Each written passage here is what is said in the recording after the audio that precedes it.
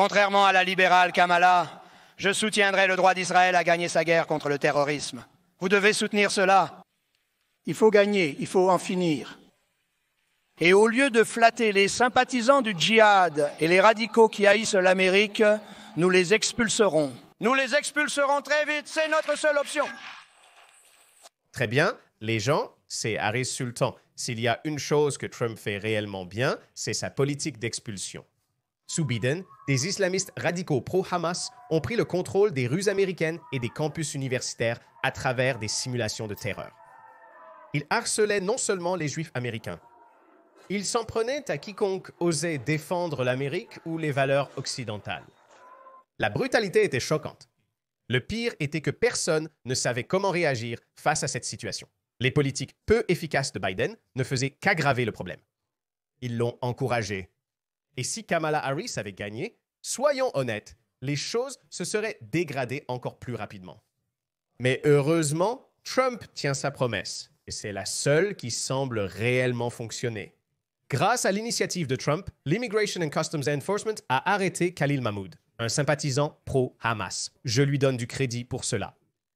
Et comme prévu, toute la gauche a éclaté de colère et a essayé de transformer cela en une sorte de problème de liberté d'expression, alors que nous savons tous que la gauche se fiche éperdument de la liberté d'expression. Je veux dire, ce sont les mêmes personnes qui annulent toute personne qui ose résister à leur programme de gauche, de droite et de centre depuis l'époque d'Obama. Mais soudainement, ils se proclament champions de la liberté d'expression. S'il vous plaît, donnez-moi une pause. L'annulation de la carte verte de Khalil Mahmoud a été contestée et l'affaire a été portée devant la Haute Cour, qui, heureusement, a statué que oui, il peut être expulsé au motif de mettre en danger la politique étrangère des États-Unis. Khalil n'est même pas un citoyen américain, donc s'il met en danger les intérêts des États-Unis, il est expulsé.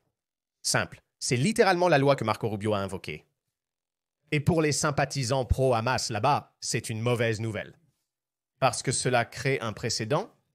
Cela ouvre les vannes à tous les voyous qui pensaient être intouchables, tout en harcelant et terrorisant les Juifs sur le sol américain. Permettez-moi de vous rappeler, ce type Khalil, avec son visage constamment en pleurs, dirigeait un groupe d'étudiants militants pour la Palestine appelé Columbia University Apartheid Divest, ou Columbia University Apartheid Divest, qui a posté ceci sur Instagram. Nous luttons pour l'éradication totale de la civilisation occidentale. Ces gens sont au mieux des anarchistes et au pire des traîtres. Techniquement, Khalil ne peut être considéré comme un traître car il n'est pas citoyen américain, mais il souhaitait le devenir et trahir son pays d'adoption. Mais devinez quoi? Ils ont ouvertement admis avoir aidé et encouragé les ennemis des États-Unis en disant que nous cherchons la communauté et les instructions des militants du Sud global. Et qui est l'ennemi de ce soi-disant Sud global? L'Ouest, dirigé par les États-Unis d'Amérique? Oui, Khalil Mahmoud était un membre actif du groupe d'étudiants et maintenant il essaie de se distancer de ses déclarations et de ce groupe. La faible administration Biden a essentiellement donné carte blanche à ces personnes et à chaque manifestation, elles sont devenues plus audacieuses et plus effrontées. L'Amérique est le cancer. Brûler le drapeau américain, c'est juste wallahi, c'est un spectacle magnifique, mais ce n'est pas suffisant. Nous devons brûler tous les systèmes capitalistes et impérialistes qui existent. Nous devons brûler le gouvernement américain. Mais heureusement, la djihad de Trump contre les migrants illégaux et les sympathisants pro-terroristes ne s'est pas terminée avec Khalil Mahmoud. Lundi, Mohsen Madavi, un autre sympathisant pro-Hamas, a été arrêté en se rendant passer le test de citoyenneté américaine. Contrairement au visage en pleurs de Khalil, il affiche un visage courageux, bien que seulement pour un court instant. Mais ne nous laissons pas duper. La tromperie est leur arme principale. Quand ils pensaient être intouchables sous Biden, ils étaient bruyants et fiers de leur activisme et de leurs défis. C'est controversé, mais je pense que le Hamas sont des combattants de la liberté. Mais au moment où Trump met le pied à l'étrier, cela commence soudainement à dire qu'ils sont contre l'antisémitisme et prétendent qu'ils ne soutiennent pas le Hamas. Donnez-moi une pause. Regardez son interview sur 60 Minutes, où il prétend avoir expulsé un gars pour avoir scandé des slogans anti-juifs parce que, selon ses mots, c'était de l'antisémitisme pur et simple. Et une personne qui n'est pas affiliée à la Colombie, nous ne l'avons jamais vu, nous ne savons pas qui est ce gars, descend les escaliers en criant « Mort aux Juifs ». J'étais choqué. Et je me suis dirigé directement vers la personne et je lui ai dit, « Tu ne nous représentes pas parce que ce n'est pas quelque chose avec lequel nous sommes d'accord. » Et directement, ce que j'ai fait, j'ai pris le mégaphone et j'ai fait un discours et j'ai dit, « Nous, ici, sommes des étudiants conscients, éduqués et nous savons comment distinguer le bien du mal. » Et ce que ce gars a dit est faux. Ce que ce gars a dit est clairement antisémite contre les Juifs. Antisémitisme, être antisémite, est injuste. Et la lutte pour la liberté de la Palestine et la lutte contre l'antisémitisme vont de pair, car l'injustice n'importe où est une menace pour la justice partout.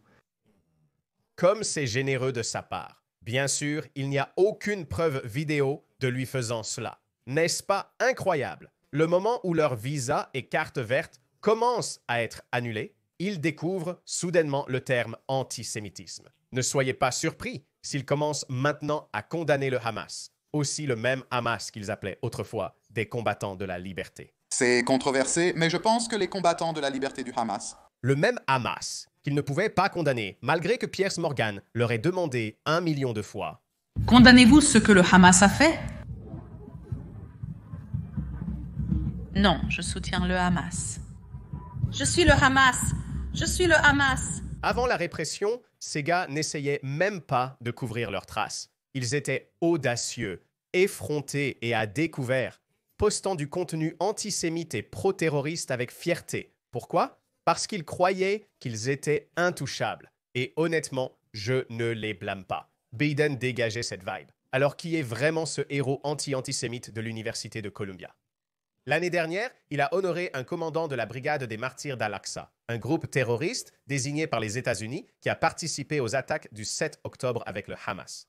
Il a fait une déclaration soigneusement formulée et ambiguë, disant qu'il empathisait avec le Hamas pour ce qu'ils ont fait le 7 octobre, un déni plausible classique. Dans des circonstances normales, sa défense aurait probablement fonctionné. Mais pas maintenant. Maintenant, il est en panique. Je ne les ai pas soutenus, j'ai seulement dit que je comprenais à cause des agissements d'Israël. Oh, vraiment? Juste 2 mois après les attaques terroristes du 7 octobre, il a également dit que le Hamas n'est qu'un produit de l'occupation israélienne, justifiant non seulement leur existence, mais aussi leurs actions. Il a même dit que si toutes les voies politiques disponibles pour les Palestiniens sont bloquées, nous ne devrions pas être surpris lorsque la résistance et la violence éclatent. Vraiment? Qui l'a bloqué? Israël a-t-il dit au Hamas de ne pas tenir d'élection à Gaza après 2005? Pourquoi n'ont-ils pas essayé de démocratiser Gaza et de l'aider à évoluer en une société fonctionnelle? Pourquoi ces gens ne condamnent-ils jamais le Hamas? Et quand ils le font, c'est à moitié cœur seulement pour tromper les Occidentaux ordinaires et seulement quand leurs cartes vertes sont en jeu. Et certains ne se donnent même pas la peine à ce moment-là, comme cette indienne éveillée Ranjani Srinivasan qui s'est auto-expulsée en Inde. Et pour couronner le tout, il est le plus à glorifier son cousin djihadiste dans une publication Instagram maintenant supprimée. Ce matin, j'ai reçu la nouvelle du martyr de mon cousin, mon compagnon de combat, mon frère et mon amour, Masra Suleiman Macharka, après un affrontement avec une force sioniste traître qui a tenté de l'assassiner avec ses compagnons, l'équipe de résistance, blabla, blabla. Si vous voulez vous vanter de vivre par l'épée, alors ne pleurez pas quand vous mourrez par l'épée. J'ai toujours dit que ces imbéciles aiment encourager les autres à mourir pour la Palestine. Mais quand c'est leur tour, ils préfèrent vivre leur vie confortable à l'Ouest. Quand il pensait qu'il était intouchable le 24 janvier 2024 lors d'une manifestation à Columbia, il a fièrement déclaré qu'il n'y a rien, absolument rien de plus honorable que de mourir pour une cause noble. Quand son tour est venu, il a supplié « Ah, s'il vous plaît, ne me déportez pas. Je vivrai emprisonné ou tué par l'apartheid. N'essayez pas de me culpabiliser, épargnez-moi les larmes. » L'homme est né en Jordanie et sera probablement expulsé vers ce pays. En mars, Marco Rubio a déclaré que les États-Unis avaient déjà annulé plus de 300 visas à cause des manifestations pro-Hamas. J'espère que ce nombre grimpera dans les milliers. Ce n'est pas une question de liberté d'expression. Khalil a ouvertement admis avoir reçu des instructions de militants que les États-Unis classent comme terroristes. Cet homme a ouvertement loué et glorifié les terroristes. Des gens comme lui sont des affiches de recrutement ambulantes alimentant davantage de bains de sang en Israël. Et qui peut oublier cette femme, Rasha Alaoui, une professeure adjointe à l'université de Brown. Elle a admis aux officiers des douanes et de la protection des frontières des États-Unis qu'elle avait assisté aux funérailles de Nasrallah à Beyrouth en février 2025. Nasrallah était responsable de la mort de 241 membres du service américain. Je n'ai aucune sympathie pour ces personnes et j'espère qu'elles ne seront pas les dernières à être expulsées. J'espère sincèrement que des pays tels que l'Australie et la Grande-Bretagne suivront bientôt l'exemple de Trump.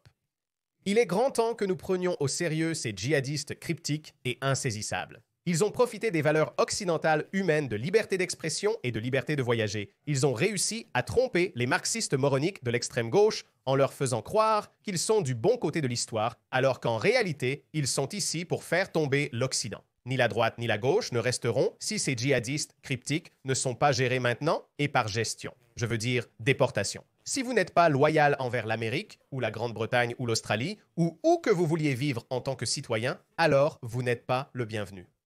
C'est une honte que quelque chose d'aussi simple doive être répété encore et encore. J'espère que cette vidéo vous a plu. N'hésitez pas à liker, partager et à bientôt pour une nouvelle vidéo.